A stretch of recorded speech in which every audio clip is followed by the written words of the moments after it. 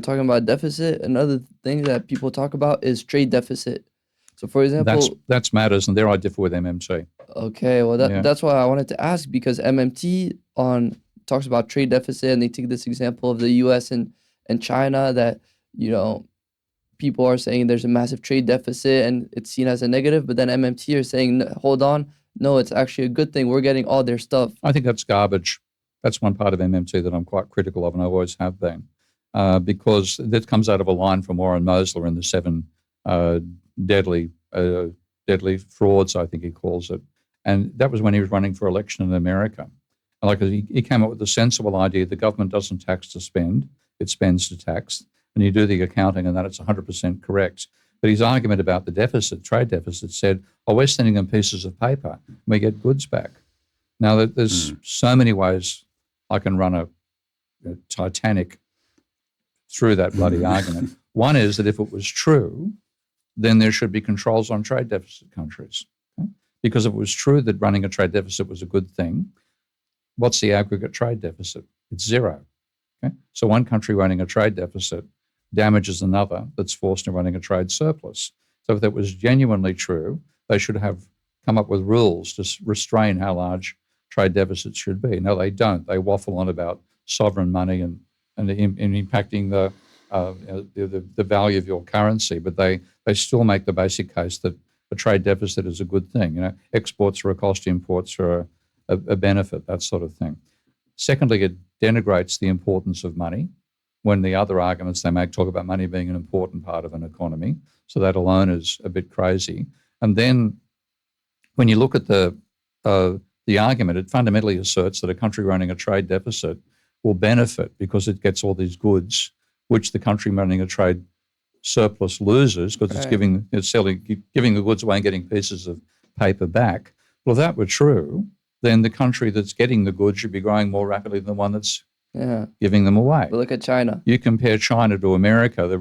China's annual rate of economic growth has been over 10% per annum. America's is about 2%. So America's running a trade deficit. China's running a trade surplus.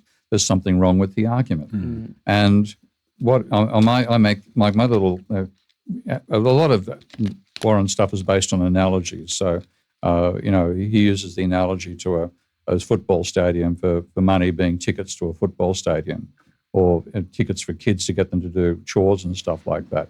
So his analogy about trade is, so it's better to receive than it is to give. So if we give pieces of paper and get goods back, we're coming out ahead.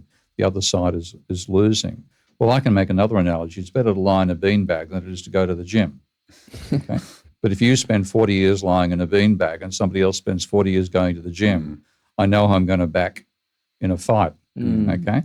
Now, in a sense, when you're doing exporting more than you're bringing back in imports, you're getting funds that you then reinvest. Now, Warren will say that the government, that's just a policy mistake by the government. The government could create that money anyway without having to do an export surplus. And it's true, when you do the numerical stuff, the impact of a trade deficit, okay, is the same as the government running a surplus. Okay? Also, a trade surplus is the same as the government running. Hang on, the words are meaning in different directions. Government running a deficit is like having an export surplus. Okay? Okay? So you're saying, well, the government's just not creating enough money.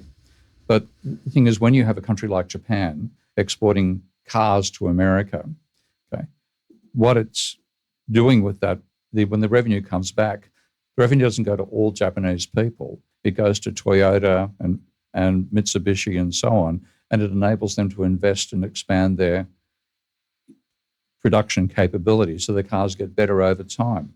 So in that sense, it's not the same as saying swapping government money for a export surplus, you'd have the same effect.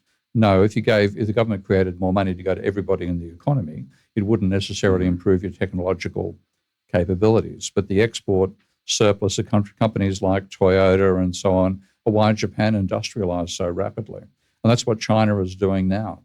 So the money made by export surplus goes specifically to the companies doing the exporting, and they improve their technological capabilities quite dramatically.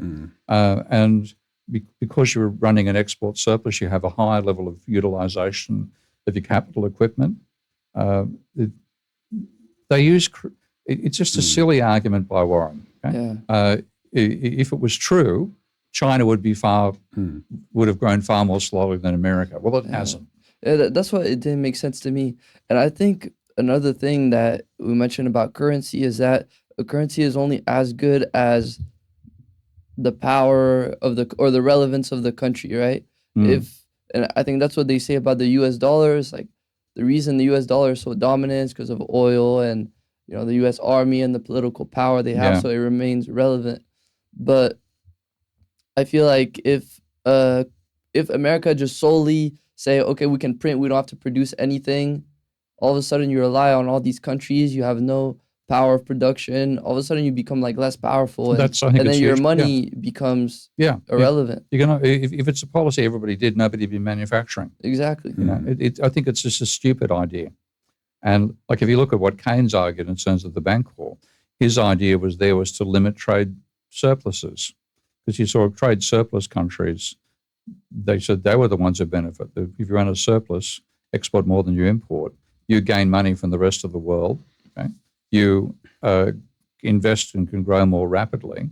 You're actually undermining the countries running a trade deficit. So he tried to limit trade surpluses and deficits to no more than 2 or 3% of GDP. And he had rules about countries running a trade surplus. He required them to then pay interest on their surplus, and that was transferred to developing countries. So Keynes's argument was the opposite of what Warren is making. So I think it's just Warren is wrong. Okay? And if you do, there are some countries which are forced into export dependency. So if you're exporting, agricultural commodities, if you're forced to export cash crops rather than produce stuff domestically, there are countries caught in that sort of trap. I'm thinking really of countries using manufacturing to sell manufactured goods on the global market and take effectively the money they take back in has to be converted into domestic currency, but it therefore means you've got a high level of investment. You reinvest that money, your technological level advances more rapidly than the country running a trade deficit. And if you look at America versus China over the last 40 years, which is the most extreme example of that, it's pretty obvious who's benefited, and it's not America.